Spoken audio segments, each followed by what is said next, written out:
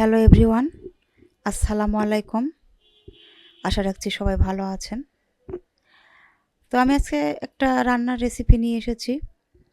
দেখেই বুঝতে পারছেন, খুবই সিম্পল, খুব সাধারণ নুডলস রান্না করব। তবে আমার হাতের নুডলস সবাই খুব পছন্দ করে। তো ভাবলাম কেন এত ভালো লাগে, সবাই কেন এত পছন্দ করে, তো সেটাই আমি আপনাদের সাথে শেয়ার করব। ভালো লাগার কারণটাও বলে দেব এবং আমি এখানে কী কী ইনগ্রিডিয়েন্টস ব্যবহার করি সেটাও বলে দেব, এই জন্যই আর কি। তো চলেন দেখি পুরো প্রসেসটা। তো আমি সজীব ব্র্যান্ডের নুডলসটা নিয়েছি। নুডলস আগে সিদ্ধ করে নিয়েছি, আর যে মশলা থাকে ভিতরে সেই প্যাকেটটা রেখে দিয়েছি। আমি লবণ বা তেল কোনো কিছু ইউজ করিনি, জাস্ট গরম পানিতে সিদ্ধ করে একটা স্ট্রেনারে মানে ঢেলে নিয়ে পানি দিয়ে ধুয়ে নিয়েছি, ঠান্ডা পানি দিয়ে। মানে নর্মাল টেম্পারেচারে যে পানিটা আমরা ইউজ করি সব সময়, সেই পানিটা নর্মাল তাপমাত্রার আর কি। আর এদিকে এই যে একটা প্যান বসিয়ে দিয়েছি, দিয়ে পেঁয়াজ আর মরিচ দিয়েছি। এই মরিচটা হচ্ছে বম্বে মরিচ, এটা নর্মাল যে কাঁচা মরিচ সেটা নয়। সেটাই দিয়েছি, দিয়ে ভেজে নিয়েছি। তবে মরিচের পরিমাণ যে যেরকম খান সেটা বাড়িয়ে নেবেন, কারণ আমার বাসায় মাহির আব্বু একদমই মরিচ খেতে পারে না। আর বম্বে মরিচ যেটা, সেটা তো অল্পতেই একটু ঝাল হয়ে যায়, আমি খুব সামান্য একটু দিয়েছি। তো দিয়ে খুব পেঁয়াজটা বেশ ভালোভাবে ভেজে নিয়েছি, একদম লাল করিনি, কিন্তু কাঁচা মানে কাঁচা পেঁয়াজের যে একটা গন্ধ থাকে সেটা যাতে না থাকে সেভাবে ভেজে নিয়েছি। তারপরে একটা ডিম দিয়েছি। তবে অনেকে যদি চান তাহলে এখানে যার যে কটা প্রয়োজন ডিম সেটা ব্যবহার করতে পারেন, অন্যান্য সবজিও ব্যবহার করতে পারেন।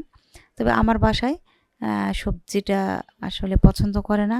ডিমের পরিমাণ যত ইচ্ছা দেন, সমস্যা নেই, কিছুই বলবে না, কিন্তু অন্যান্য সবজিটা আমার বাসায় এলাও না। আর এই যে যে মশলা ছিল নুডলসের মধ্যে সেটা দিয়েছি, দিয়ে সুন্দর করে নাড়াচাড়া দিয়ে নিয়েছি। আর এখানে ম্যাগির যে একটা মশলা আছে, আমি সব সময় এটা ইউজ করি। আর এটা ব্যবহার করার কারণেই এই নুডলসের মশলা প্লাস এই ম্যাগি মশলাটা দেওয়ার জন্য স্বাদটা এত বেশি পরিমাণে বেড়ে যায় এবং এত ভালো লাগে খেতে, দুর্দান্ত টেস্ট।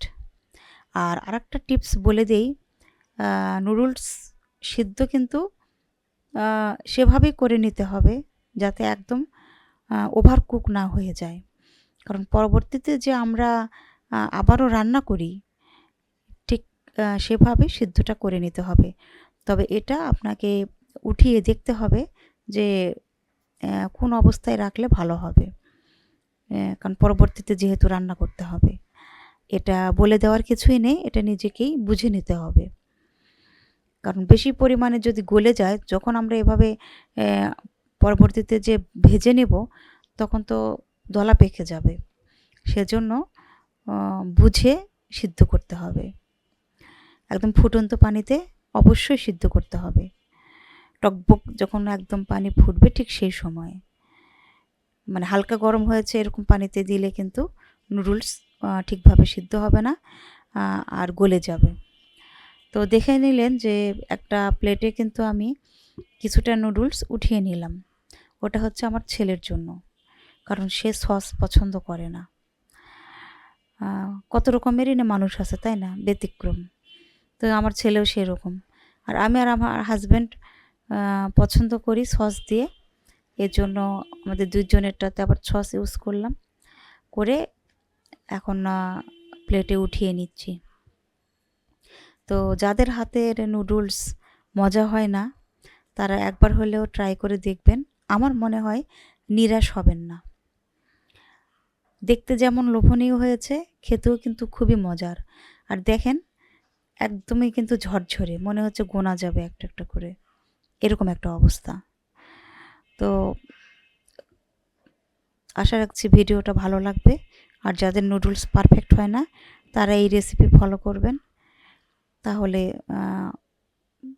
মানে নিজেরও খেতে ভালো লাগবে, অতিথি আপ্যায়নের জন্য একদম বেস্ট হবে। তো যারা ভিডিওটা দেখছেন তারা অবশ্যই একটা লাইক দিয়ে দিবেন, আর আমার নুডলস রান্না কেমন হয়েছে, কতটা লোভনীয় হয়েছে প্লিজ কমেন্টে জানাবেন। আর ভিডিওর কোথাও কোনো অংশ যদি ভালো লাগে তাহলে চ্যানেলটি সাবস্ক্রাইব করে আমার পাশেই থেকে যাবেন। এটা আপনাদের কাছে আমার রিকোয়েস্ট। তো সবাই ভালো থাকেন।